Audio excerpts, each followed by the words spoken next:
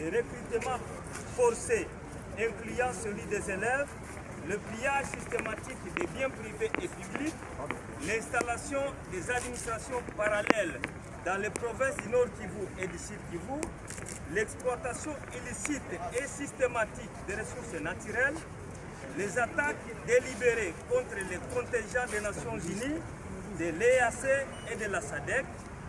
Après échange d'informations et débat sur cette situation, déclarons à l'opinion tant nationale qu'internationale ce qui suit. 1. Condamnons une fois de plus l'agression de notre pays par le Rwanda et ses supplétifs terroristes M23 AFC ayant engendré une crise humanitaire et socio-économique sans précédent. 2. Condamnons le massacre à grande échelle des populations civiles depuis le début de l'occupation des localités congolaises par l'armée rwandaise par M23 AFC, plus particulièrement les carnages perpétrés lors de l'occupation des villes de Goma et de Bukavu et qui continuent jusqu'à ce jour. 3.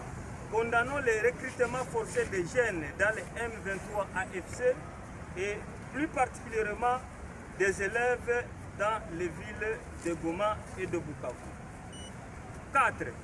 Exhortons le gouvernement de la République à clarifier la mutualisation des forces UPDF et FARDC. 5.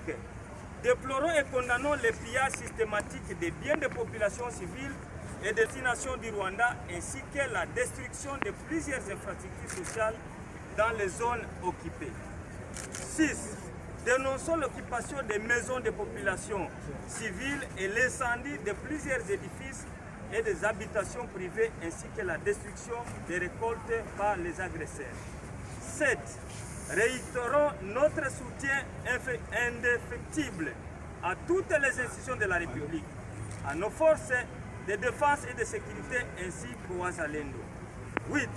Saluons et apportons tout notre soutien aux efforts diplomatiques menés par le président de la République, chef de l'État, accompagné de toutes les institutions de la République ayant abouti à la prise de la résolution 2773 du 21 février 2025 du Conseil de sécurité des Nations Unies qui exige le retrait sans condition de l'armée rwandaise par M23 AFC de toutes les zones occupées.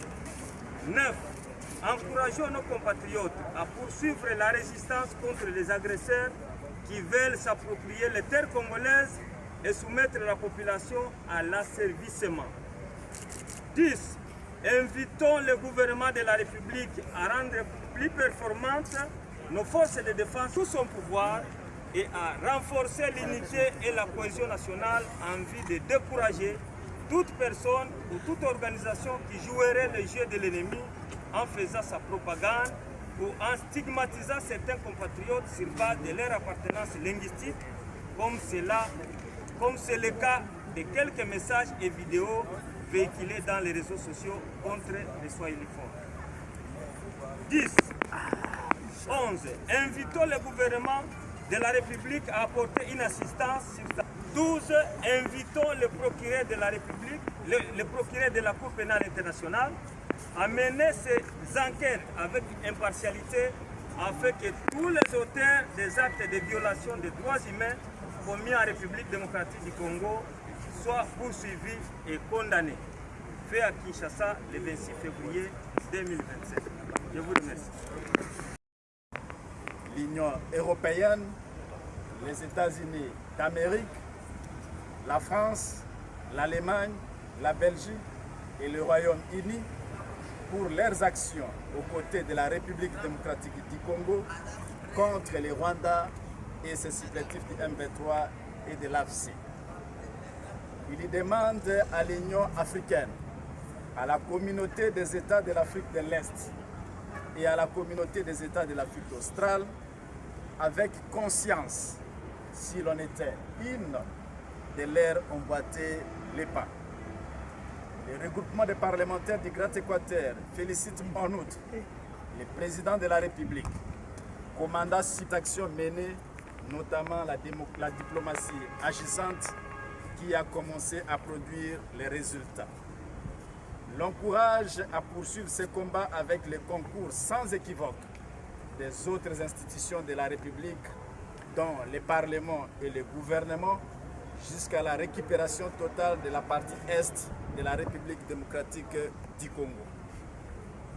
Le soutien dans sa vision de maintenir la République démocratique du Congo un et indivisible, tel que nous a légué le maréchal Mobutu Sese Seko Kukumbendu Wazabanga, et de ne trahir le Congo, testament nous laissé par M. Laurent Désiré Kabila.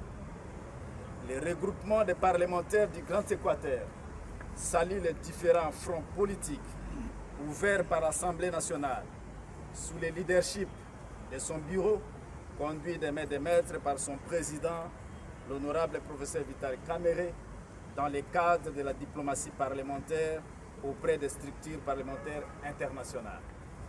Le regroupement des parlementaires du Grand Équateur félicite enfin les membres du gouvernement souminois qui ont œuvré aux côtés du chef de l'État pour bouter hors du territoire national les ennemis de la RDC, en particulier les ministres et dignes fils du Grand Équateur cités par le président de la République, savoir le vice-premier ministre Jean-Pierre Bemba Gombo, le vice-premier ministre Jean-Pierre Liaou Ewa Kalokola et le ministre d'État Guilando Mboyo.